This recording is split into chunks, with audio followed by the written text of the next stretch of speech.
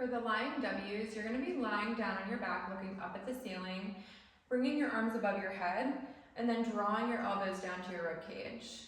I like to refer to it like we're making snow angels, so that you make an impression in the floor, and the idea is that your arms are making contact with the floor that entire time. That will depend on your range of motion, so just do the best you can to open up in your chest while keeping a neutral spine.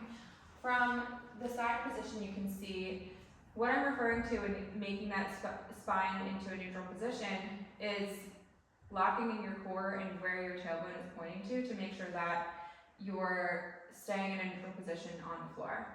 As you reach up overhead, the ribs always want to flare up no matter what position we're in this kneeling position or lying down.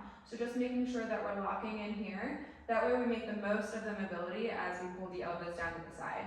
Inhaling, reaching up, not letting the ribs flare out, but keeping the ribs stacked over top of the hips. Exhaling, pulling down. When we come to lie down on our mat,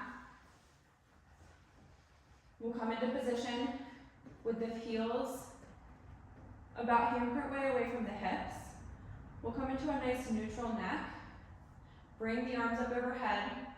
From here, my tailbone wants to drive down towards the mat, making sure that I don't have too much space here between my back and the floor.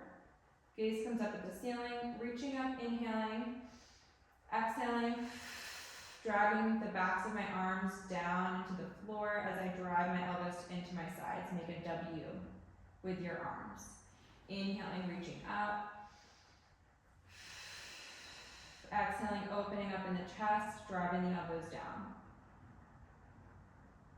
If your range of motion is just allowing your hands to hover over the floor, that's okay, just do the best you can.